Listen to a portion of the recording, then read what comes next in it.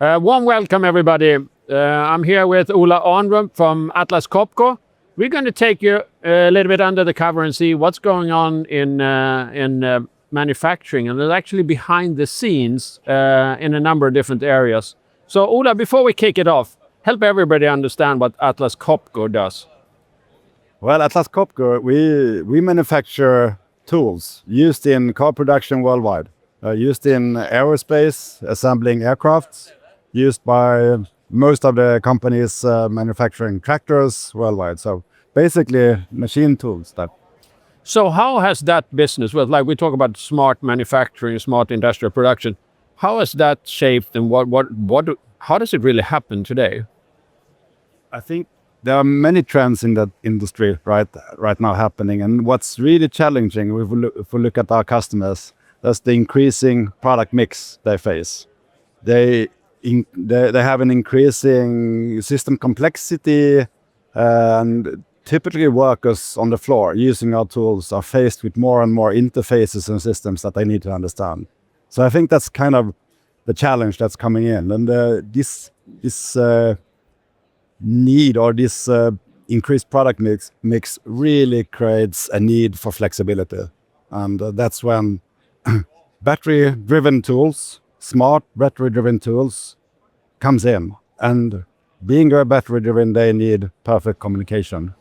So how do you solve that communication? Because like the production environment, it's perhaps a little bit harsher than some other environments that we see, but also that the reliability requirements are ridiculous, like if we talk downtimes and so on. So what type of networks are you deploying to support this? We have been using with smart tools, working with smart tools for the last 15, 20 years, collecting data and using Bluetooth and Wi-Fi.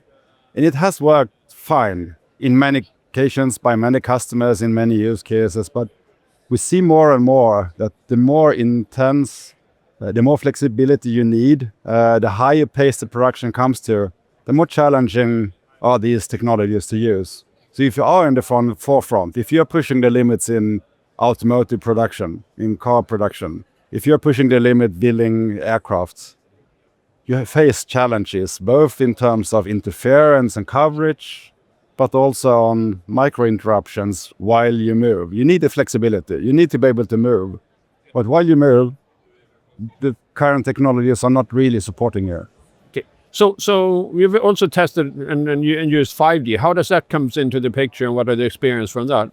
I think what customer feedbacks is that we are kind of unleashing mobility on the factory floor in a way. A tool can be used everywhere. It will be possible to move to the next station. They are able to rebalance, align on the fly, optimizing the production flow, and they can basically just trust the communication in another way they couldn't before. Yeah. So I've seen it with sports venues. There we went in and first connected the fans, and then once the networks were in place there, we started to see a lot of other innovation, connecting payment terminals and security gates and all kinds of things. What are the kind of innovations that you see happening once, hey, we put in the 5G network there in the factory, and what are the kind of, like, what kind of innovations does that trigger in the second wave? That's interesting. We talk about the first wave, and I think it's not at all an innovation, it's just an optimization. Just being able to trust your communication, it may mean for a car producer that they can actually shorten the time for production. They can design the line for a shorter takt time, meaning the time it takes for producing a car, and have a higher yield, higher output, creating better, more sustainable production.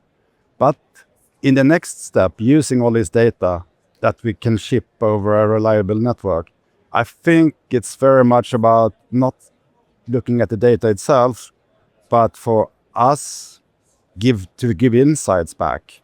Now you need to optimize something in this station, or that tool may soon need a service because we see performance is going down or whatever. So really using all the data that comes flowing from the tools to give some insights and maybe even recommended actions back. And I think that's maybe the next step we are looking at. Yeah, and if you take the two key takeaways for me from this session, is very much the ridiculous demand for flexibility, and that's driven by the product mix, and that the manufacturing need to respond to that. And the second thing, that we're not only about taking and capturing data and generating data, it's about turning that data into insights and having a reliable network that enable that. That was what I'm really happy about that we can contribute with. Thank you very much, Ola. Thank you. Nice talking to you. Yeah.